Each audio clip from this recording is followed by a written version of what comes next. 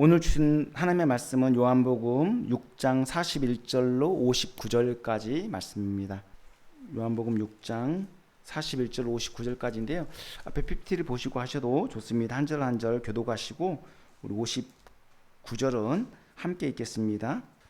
자기가 하늘에서 내려온 떡이라 하심으로 유대인들이 예수에 대하여 수군거려 이르되 이는 요셉의 아들 예수가 아니냐.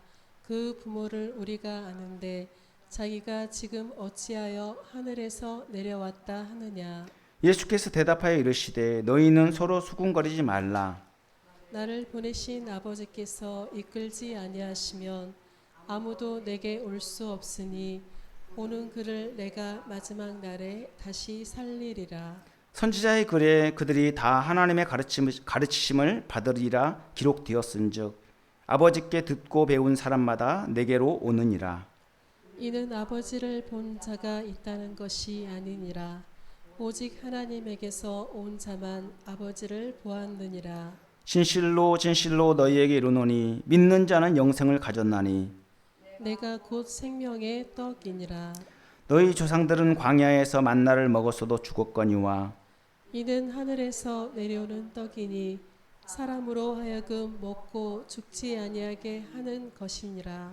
나는 하늘에서 내려온 살아있는 떡이니 사람이 이 떡을 먹으면 영생하리라. 내가 줄 떡은 곧 세상의 생명을 위한 내 살이니라 하시니라. 그러므로 유대인들이 서로 다투어 이르되 이 사람이 어찌 능히 자기 살을 우리에게 주어 먹게 하겠느냐. 예수께서 이르시되 내가 진실로 진실로 너희에게 이르노니 인자의 살을 먹지 아니하고 인자의 피를 마시지 아니하면 너희 속에 생명이 없느니라. 내 살을 먹고 내 피를 마시는 자는 영생을 가졌고 마지막 날에 내가 그를 다시 살리리니 내 살은 참된 양식이요 내 피는 참된 음료로다.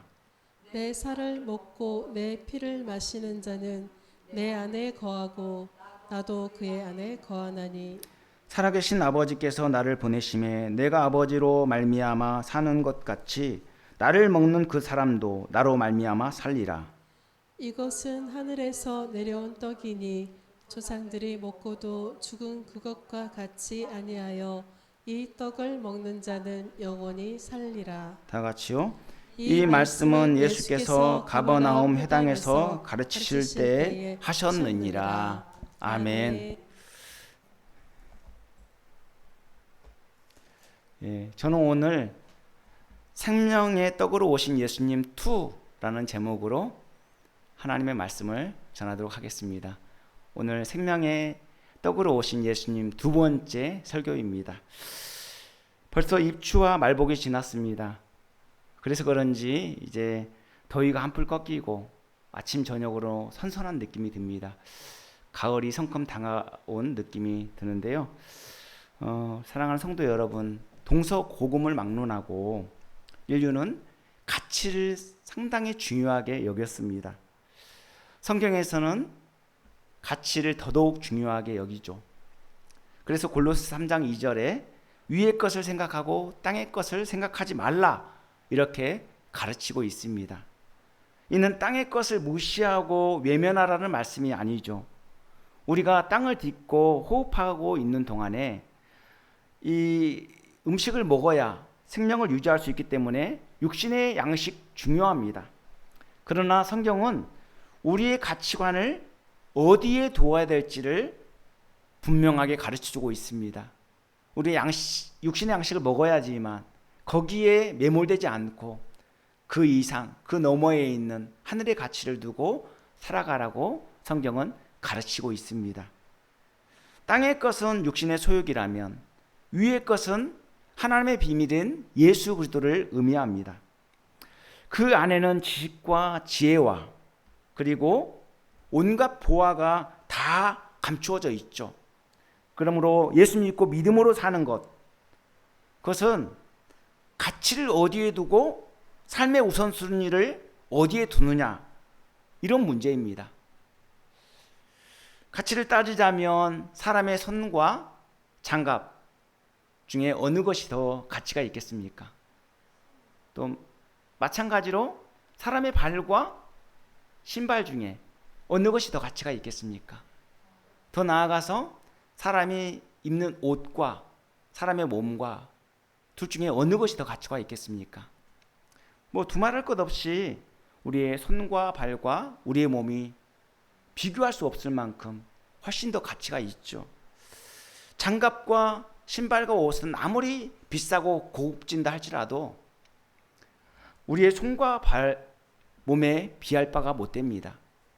이처럼 예수님께서는 가치의 문제를 언급하시면서 육신의 양식보다 영혼의 양식이 훨씬 더 중요하다는 것을 가르쳐주고 있습니다. 그래서 지난 시간에 가버나움 회당까지 쫓아온 무리들의 잘못된 신앙을 지적하시면서 뭐라고 말씀하셨습니까? 썩을 양식을 위하여 일하지 말고 영생하도록 있는 양식을 위하여 하라, 이렇게 가르쳐 주셨습니다. 오늘 본문에서도 예수님께서는 자신을 하늘로서 내려온 떡이라고 계시하시면서 하늘 양식의 가치를 가르쳐주고 있는데요.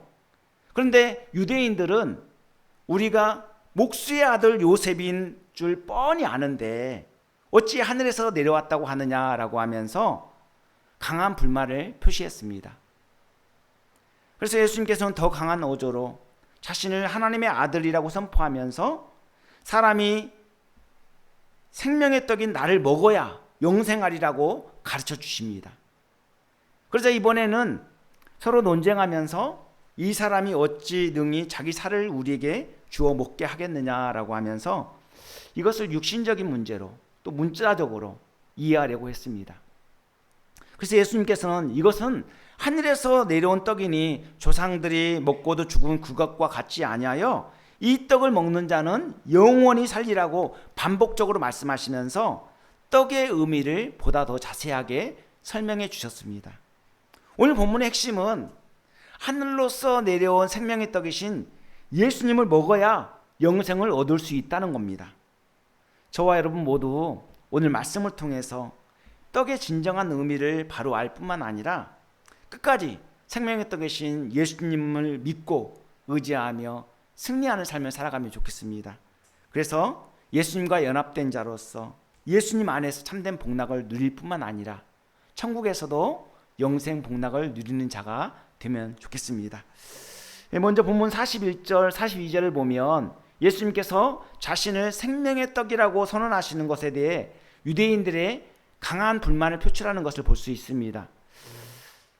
자기가 하늘에서 내려온 떡이라 하심으로 유대인들이 예수에 대하여 수군거려 이르되 이는 요셉의 아들 예수가 아니냐, 그 부모를 우리가 아는데 자기가 지금 어찌하여 하늘에서 내려왔다 하느냐라고 이렇게 유대인들의 반응을 보여주고 있죠.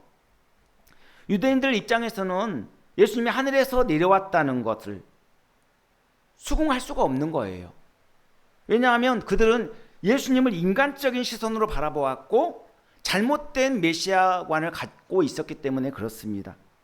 그리고 무엇보다도 영적인 눈이 열리지 않았기 때문에 예수님을 바로 알지 못했던 거예요. 그래서 그들은 육신의 한계에 갇혀서 예수님을 나사렛 목수인 요셉의 아들로만 인식하고 있었던 겁니다. 그리고 수많은 기적을 보았기 때문에 로마의 압제로부터 해방시켜줄 정치적인 메시아로 기대하고 따랐던 것이죠. 무엇보다도 이들은 영적인 눈이 열리지 않았기 때문에 예수님을 랍비나 선지자 그리고 정치적인 지도자로 여긴 것입니다.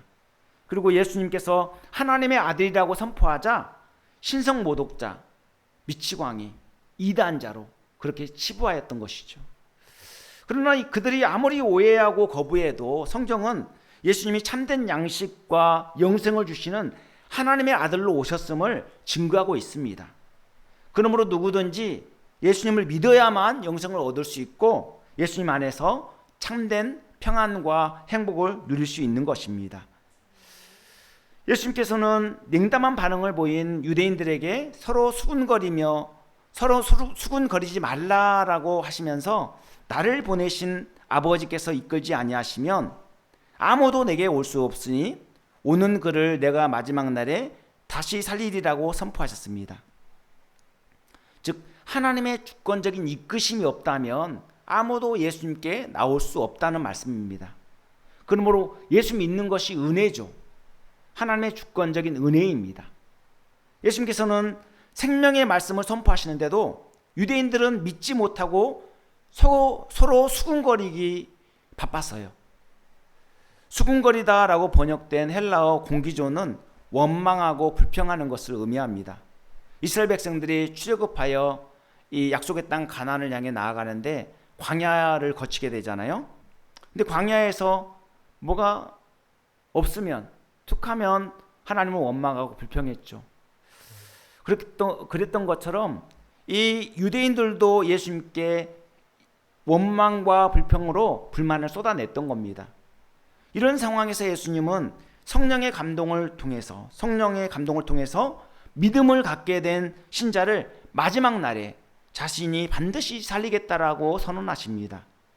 이처럼 믿음은 인간의 힘과 노력, 공로로 주어지는 것이 아니라 오직 하나님의 은혜로 주어지는 것입니다. 하나님께서 성령의 감동을 통해 깨닫게 하시지 않으면 누구도 예수를 주라 시인할 수가 없어요. 예수님을 구주로 믿을 수가 없습니다. 그러므로 복음이 깨달아지는 것이 은혜입니다. 그렇다고 해서 하나님이 인간을 기계적으로 조종하신다는 의미가 아니에요. 하나님은 인격적인 분이시기 때문에 지금도 여전히 전도에 미련한 방법으로 구원하시기를 기뻐하십니다. 그리고 어떤 경로를 통해서든 복음을 듣게 하시고 믿음으로 초청하시죠. 그래서 오래 참으시고 기다리시는 가운데 자발적으로 순종할 수 있도록 도우십니다. 한 송이의 국화꽃을 피우기 위해 봄부터 서쪽새는 그렇게 울었나 보다. 한 송이의 국화꽃을 피우기 위해 천둥은 먹구름 속에서 또 그렇게 울었나 보다. 이 시는 서정주 시인, 국화옆에서라는 서정주 시인의 시의 한 구절입니다. 이처럼 하나님께서는 저와 여러분을 이 은혜의 자리로 불러 모으시기 위해서 얼마나 오래 참고 기다리셨는지 모릅니다. 그리고 얼마나 많은 은혜와 사랑을 쏟아 부어주셨는지 모릅니다.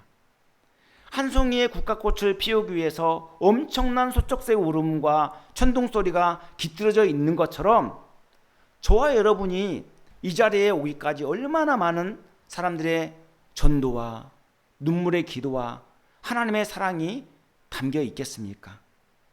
그래서 예수님을 제대로 믿으면 늘 그 사랑에 감격하고 감사하고 충성할 수밖에 없는 것입니다. 이 자리에 앉아있는 게 보통 은혜입니까? 뭐 억지로 돈 주고 앉아있으라고 해도 안 오잖아요. 노숙자들에게 돈 만원씩 주겠다고 오라는데도 안 와요. 이렇게 예배드리며 만원 주겠다고 하는데도 안 옵니다. 그 복음을 들었어도 외면하고 거부하는 자들은 결국 심판을 당하게 될 것입니다. 아무리 하나님께서 폭포수 같은 은혜를 쏟아 부어 주신다 할지라도 본인이 거부하면 받을 길이 없어요. 하나님께서 인간에게 자유의지를 주시고 인격적으로 대우하시기 때문에 본인이 거부하면 그만입니다. 본인이 싫다는데 강제로 어찌할 도리가 있겠습니까? 그리고 이어서 예수님은 하나님 아버지의 이끄심이 무엇인지를 더 구체적으로 설명하고 있는데요. 본문 45절 46절에 보면 선지자의 글에 그들이 다 하나님의 가르치심을 받으리라 기록되었은즉 아버지께 듣고 배운 사람마다 내게로 오느니라. 이는 아버지를 본 자가 있다는 것이 아니니라. 오직 하나님에게서 온 자만 아버지를 보았느니라. 이렇게 말씀하고 있습니다. 예수님은 하나님께서 이끄신 자만이 내게 올 수 있다라고 내용을 보다 잘 설명하면서 구약을 인용하고 있거든요. 구약에 보면 이사야 54장 13절에 보면 내 모든 자녀는 여호와께 가르침을 받을 것이라는 내용이 나와요. 당시 이사야 선지자는 하나님께서 이스라엘을 회복시키시고 이스라엘 백성들에게 구원과 평강을 주실 것을 예언했거든요. 여호와께 가르침을 받는다라는 것은 하나님의 다스림심과 인도를 받는 것을 의미하죠. 예수님께서는 이 예언을 적용해서 하나님의 백성은 성령의 조명하심을 통해 예수님께로 인도함을 받는다라고 가르치고 있습니다. 하나님의 가르침은 단순한 지식 전달이 아니라 정보 전달이 아니라 성령의 내주하심으로 가치관이 바뀌고 삶이 완전히 예수님 중심으로 달라지는 것을 의미합니다. 예수 생명이 역사하는 거죠. 그리고 하나님께 듣고 배운다라는 것은 하나님의 부르심과 동시에 깨닫는 은혜가 나타나는 것을 의미합니다. 그러므로 하나님의 부르심이 있고 그리고 성령의 조명하심을 통해서 복음을 깨닫게 되면 구원자이신 예수님께 나올 수밖에 없다는 겁니다. 그 복음의 진리를 깨닫게 되면 가만히 있을 수가 없잖아요. 내가 얼마나 극악한 죄인인지, 하나님의 은혜가 얼마나 필요한 존재인지를 더 깊이 깨닫게 되고 예수님께 나아갈 수밖에 없는 것이죠. 아버지를 본 자가 누구입니까? 바로 믿음의 눈으로 예수님을 바라보며 믿음의 길을 가는 우리들 성도들 아니겠습니까? 우리는 예수님을 통해서 하나님이 어떤 분이신지 바로 알 수 있습니다. 그러므로 생명의 떡이신 예수님만 믿고 의지할 뿐만 아니라 예수님 중심의 삶을 살아가는 것이 무엇보다도 중요합니다. 예수님께서는 계속해서 반복적으로 자신이 영생을 줄 생명의 떡이라고 계시하셨습니다. 이처럼 예수님은 자신의 신적 권위를 드러내시며 믿는 자에게 영생을 보장하고 있어요. 그래서 본문 47절 48절에 뭐라고 말씀하시냐면 진실로 진실로 너희에게 이르노니 믿는 자는 영생을 가졌나니 내가 곧 생명의 떡이니라 이렇게 말씀하셨어요. 자신이 생명의 떡이라는 겁니다. 즉 예수 믿는 자는 이미 생명의 떡이신 예수님을 모셨기 때문에 영생을 가졌다는 거예요. 예수님 믿으면 영생을 소유한 자가 되는 겁니다. 왜? 그 안에 예수 생명이 역사하기 때문에 그러는 거예요. 예수 믿는 것은 예수 생명으로 사는 것을 의미합니다. 그것은 믿음으로 시작되고 믿음으로 진행되며 믿음으로 완성되는 길이에요. 그러므로 생명의 원체신 예수님을 모시고 예수님께 붙어 있으면 저절로 아름다운 열매를 맺고 영생을 누리게 되는 겁니다. 이처럼 성경은 예수님 안에서 예수님과 동행하는 삶이 얼마나 복되고 귀한지를 계속해서 가르치고 증거하고 있습니다. 그리고 예수님께서는 구약시대의 만나와 자신을 비교하면서 설명하고 있는데요. 이스라엘 백성들이 40년 동안 광야에서 하늘에서 내린 만나를 먹고 굶주리지 않고 살았잖아요. 그렇지만 그들은 결국 죽었어요. 만나는 하늘에서 내린 기적의 양식이지만 육신의 생명을 유지할 뿐 영원한 생명을 주지 않아요. 그러나 하늘에서 내려온 생명의 떡이신 예수님은 과거, 현재, 미래뿐 아니라 영원토록 지속적으로 생명을 공급해 주실 것입니다. 그래서 예수님께서는 요한복음 11장 25절 26절에 나는 부활이요 생명이니 나를 믿는 자는 죽어도 살겠고 무릇 살아서 나를 믿는 자는 영원히 죽지 아니하리라 이렇게 말씀하셨어요. 심지어 예수님께서는 내가 하늘에서 내려온 생명의 떡이니 나를 먹으라, 자신의 살을 먹으라고 이렇게 말씀하고 있습니다. 본문 51절에 나는 하늘에서 내려온 살아있는 떡이니 사람이 이 떡을 먹으면 영생하리라. 내가 줄 떡은 곧 세상의 생명을 위한 내 살이니라. 이렇게 말씀하지 않습니까? 내 살을 먹으라고 하니까 어떻게 먹는다는 거지? 이렇게 오해할 수 있겠죠. 아니 살을 먹으라는데 도대체 어떻게 먹으라는 거야? 충분히 오해할 수 있습니다. 이는 예수님이 희생 제물로 드려진 대속적 죽음을 의미하는 것이죠. 즉 예수님을 구주로 영접함으로써 예수님과 한 몸이 되는 것을 의미합니다.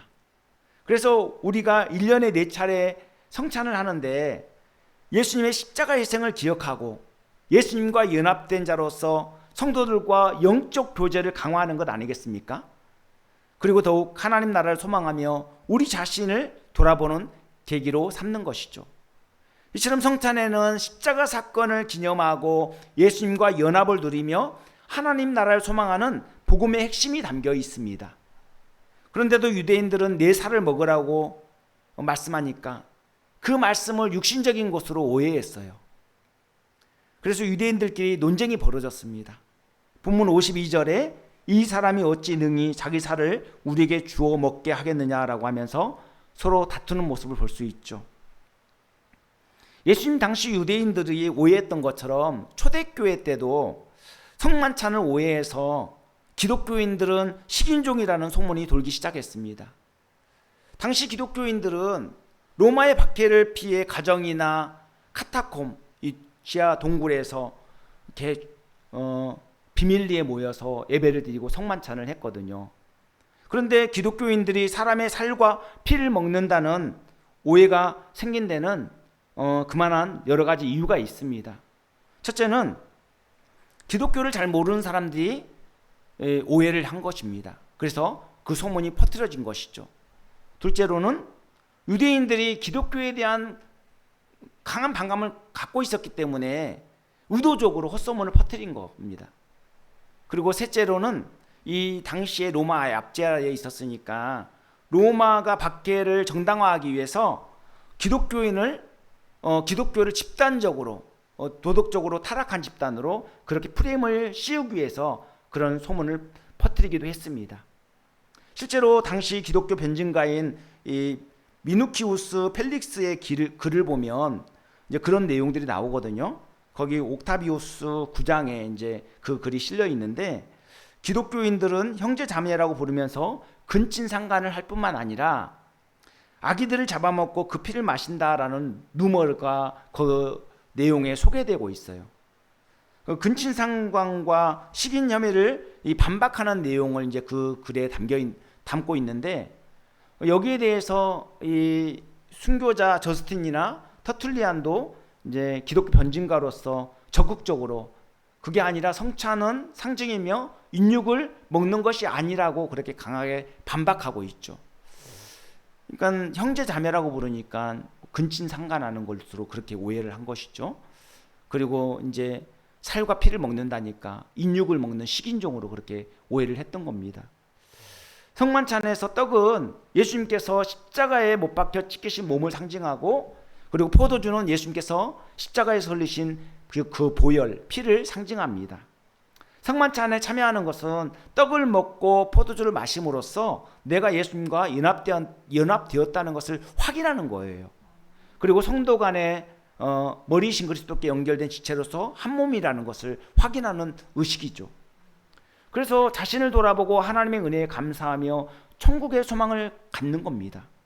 그런 의미에서 예수님께서도 본문 53절로 55절에 내가 진실로 진실로 너희에게 이르노니 인자의 살을 먹지 아니하고 인자의 피를 마시지 아니하면 너희 속에 생명이 없느니라. 내 살을 먹고 내 피를 마시는 자는 영생을 가졌고 마지막 날에 내가 그를 다시 살리리니 내 살은 참된 양식이요 내 피는 참된 음료로다라고 이렇게 말씀하셨습니다. 그러니까 예수님을 먹어야 영생한다. 예수님의 살을 먹고 예수님의 피를 마셔야 영생한다라는 것을 예수님은 이렇게 계속해서 반복적으로 가르치고 계신 것입니다. 성만찬이 갖는 이 공식적인 의식도 중요하지만 더 중요한 것은 뭐냐면 예수님과 연합되었다는 어떤 믿음의 고백이에요. 내가 예수님을 구주로 믿고 예수님과 한 몸이 되었다는 어떤 믿음의 고백, 이 확고한 믿음이 없으면 안 되는 거죠. 오히려 이 의식, 성만찬의 의식은 이제 뭐 믿음 없이 그 참여하게 되면 죄가 더해지게 되잖아요. 그렇죠? 정말지만 그 성만찬이 주는 어떤 의미, 그런 것들을 바로 알고 제대로 그 의식을 참여하게 되면 얼마나 은혜가 됩니까? 또 성만찬에 참여하지 않는다 할지라도 우리가 예수 믿고 예수님과 연합된 자가 되었다는 것을 그걸 확실히 믿고 그 믿음으로 살아가면 그 얼마나 중요한 겁니까?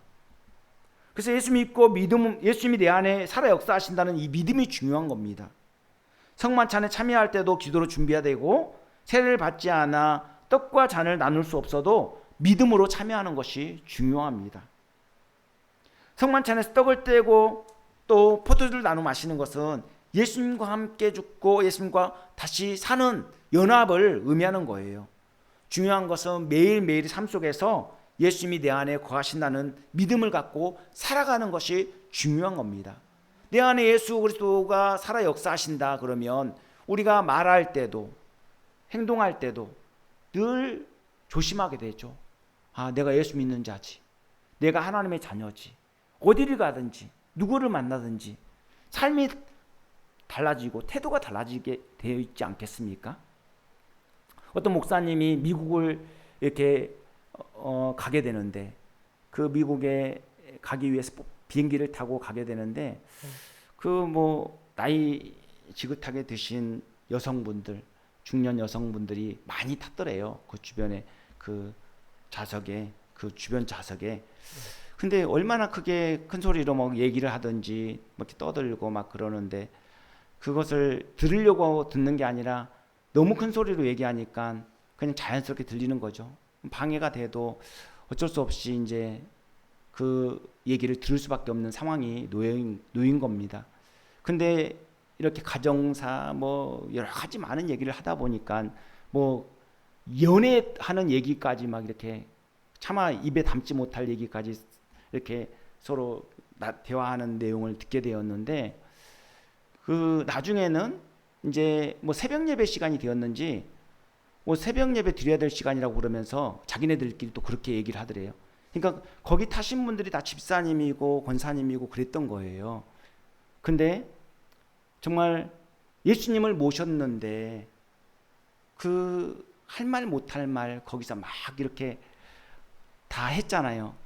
이 상황이 아주 그냥 그 목사님 입장에서는 아주 난감하다는 거예요. 그러니까 다 교회를 다니는 권사님이고 집사님인데 또 앞에 했던 얘기들은 뭐지? 이런 생각에 막 굉장히 혼란스럽다라고 그렇게 이야기하더라고요. 그러니까 예수님을 구주로 믿었다는 것은 우리가 우리 안에 늘 예수 생명이 역사한다는 것을 늘 의식하고 살아가는 겁니다. 잊어버리면 안 돼요. 우리가 어디를 가든 누구를 만나든 아, 내 안에 예수님이 살아계시지. 내 안에 예수님이 계시지.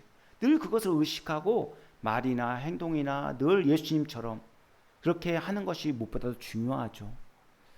이렇게 하는 게 참 중요합니다. 그래서 예수 믿는 자에게서는 그 예수님의 겸손한 그 아름다운 성품이 자연스럽게 흘러나와야 되는 것이죠. 그러니까 예수님을 구주로 믿고 영접하게 되면 예수님과 한 몸이 되는 겁니다. 그러므로 예수님이 십자가에 못 박혀 죽으시고 사흘 만에 부활하사 부활의 첫 열매가 되신 것처럼 예수 믿는 우리도 죽으면 다시 사는 은혜를 누리게 되는 것이죠. 죄로 인해 망가진 우리가 보배롭고 귀한 존재가 된 것은 바로 보배이신 예수님을 주인으로 모셨기 때문이죠. 예수님을 주인으로 모셨기 때문에 소속이 완전히 바뀐 겁니다. 전에 자연인의 상태에 있을 때는 아담의 죄가 전가되어서 마귀의 속박 아래, 마귀의 지배 아래 놓여 있었지만 예수님을 구주로 모셨기 때문에 하나님 나라를 상속받을 하나님의 자녀가 된 것입니다. 그러므로 예수 믿고 하나님의 자녀가 된 자들은 구원을 위해 할 일이 없어요. 구원은 이미 예수님께서 십자가 못 박혀 죽으심으로써 다 이루셨잖아요. 그러면 그것을 믿음으로 받아들이는 겁니다. 그러면 이제는 구원받은 자로서 그 예수 믿는 자로서 합당한 삶을 살아가는 것이 중요한 거죠. 수백 번 넘어지고 실수했다 할지라도 뭐 낙심할 필요 없습니다. 마귀는 계속 참소하거든요. 너 그래가지고 예수 믿는다고 할 수 있니? 자꾸 참소해요. 넘어지면 그래 너 또 실수했잖아. 너 또 넘어졌잖아. 계속 참소해요. 거기에 휘둘릴 필요 없습니다. 이미 하나님의 자녀가 되었기 때문에 넘어져서 상처가 나고 온몸이 만신창이가 된다 할지라도 예수 믿는 믿음으로 받은 구원은 취소될 수가 없어요. 중요한 것은 끝까지 예수님만 믿고 의지하고 나아가는 겁니다. 예수님께 붙어 있으면 구원이 보장되거든요. 그래서 예수님께서는 내 안에 거하라. 나도 너희 안에 거하리라. 가지가 포도나무에 붙어 있지 아니하면 스스로 열매를 맺을 수 없음 같이 너희도 내 안에 있지 아니하면 그러하리라. 이렇게 말씀하시면서 내가 아버지의 계명을 지켜 그의 사랑 안에 거하는 것 같이 너희도 내 계명을 지키면 내 사랑 안에 거하리라. 이렇게 말씀하셨습니다. 사랑하는 성도 여러분, 이 땅에서 삶은 유한합니다. 재벌이나 세상 권력을 움켜쥔 권력가라 할지라도 부나 권력은 영원하지 않아요. 유한하고 그들도 언젠가는 다 죽습니다. 육신의 약식을 뭐 200년어치 먹었다 할지라도 200년까지 살 수 없어요. 그리고 아무리 힘이 센 장사라도 다 죽기 마련입니다. 누구나 다 길어야 100년 전후의 삶을 살다가 하나님께서 부르시면 가야 할 인생입니다. 그렇다면 우리가 어디에 더 중점을 두고 살아야 될까요? 이 땅에 유한한 삶에 초점을 맞추고 살아야 될까요? 아니면 영생을 누릴 하나님 나라에 초점을 맞추고 살아야 될까요? 당연히 구원받고 영생을 누릴 하나님 나라에 초점을 맞추는 것이 중요하죠. 성경은 계속해서 영원한 것에 마음을 두고 행할 것을 가르치고 있습니다. 그래서 예수님께서도 마태복음 6장 19절 20절에 너희를 위하여 보물을 땅에 쌓아두지 말라. 거기는 좀과 동록이 해하며 도둑이 구멍을 뚫고 도둑질하느니라.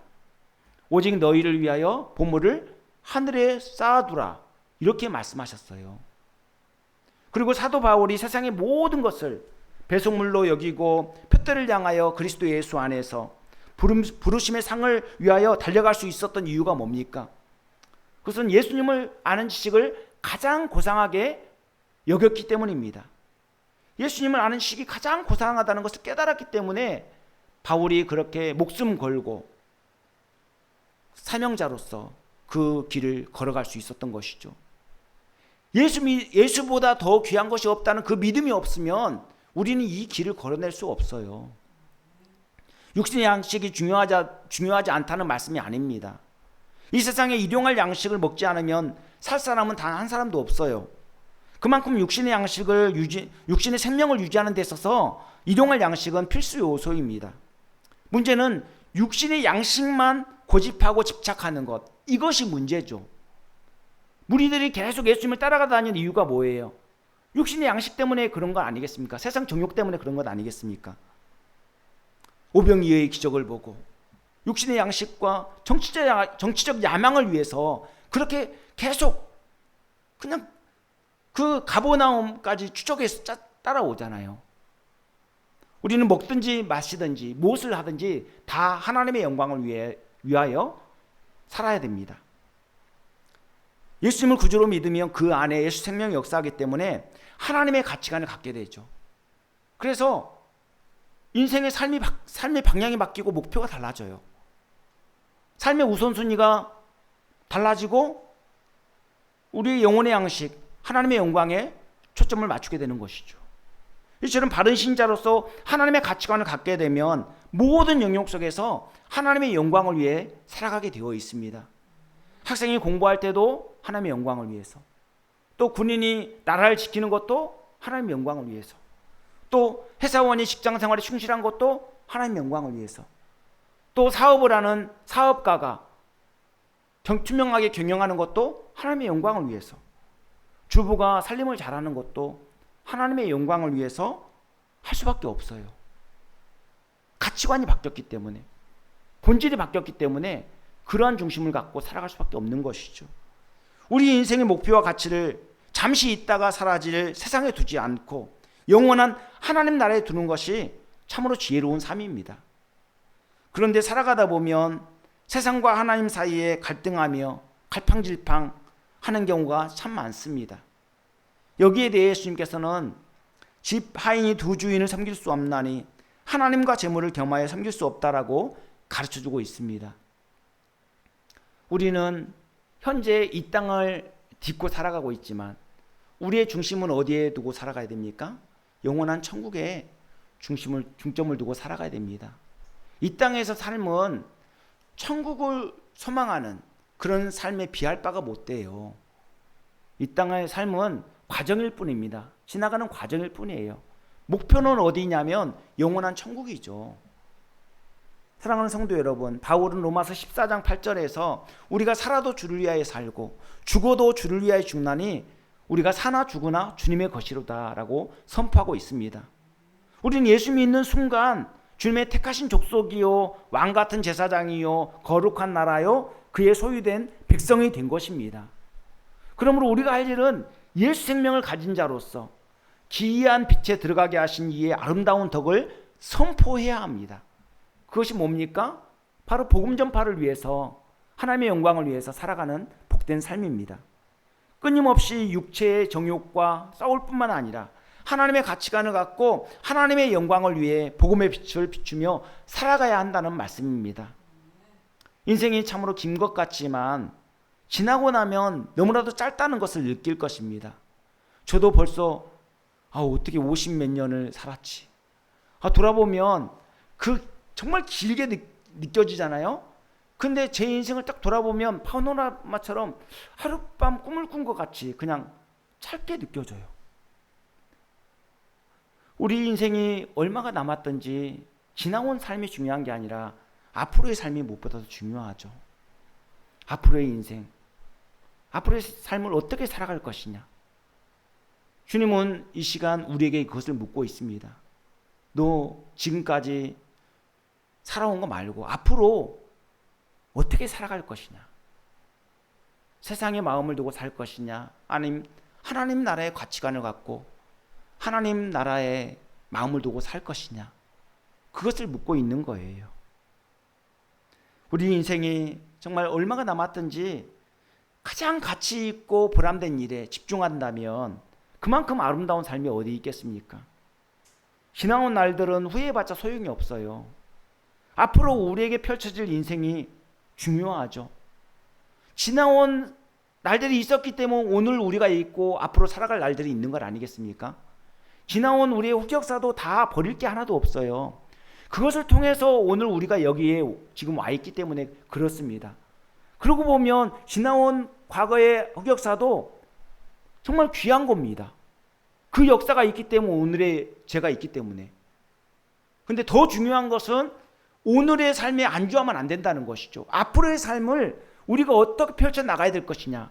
그것이 중요한 거예요. 예수님께 초점을 맞추고 하늘로서 내려오신 생명의 떡이신 예수님께 초점을 맞추고 예수님 의지하고 살아가지 않으면 안 된다는 것입니다.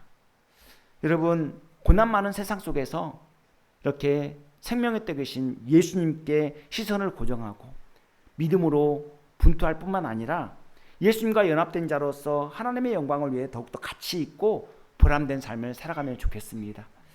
네, 기도하겠습니다.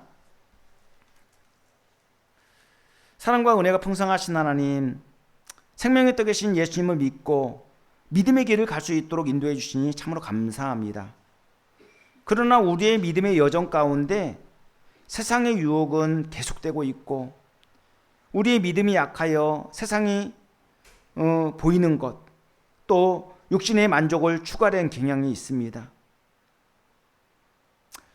우리로 하여금 세상의 정욕에 흔들리지 않게 하시고 영생을 주시는 예수님만 더욱 의지할 수 있도록 믿음 더하여 주시옵소서. 늘 예수 생명을 가진 자로서 예수님처럼 생각하고 말하고 행동할 수 있도록 인도하여 주시고 하나님의 가치관을 갖고 믿음으로 살아갈 수 있도록 인도하여 주시옵소서. 그래서 예수님과 연합된 자로서 예수님 안에서 참된 복락을 누릴 뿐만 아니라 하나님의 영광을 드높이고 복음을 위해 충성된 일꾼으로 살아갈 수 있도록 우리의 모든 삶의 여정 가운데 동행하시고 함께하여 주시옵소서. 이 모든 말씀 예수님 이름 받들어 기도합니다. 아멘.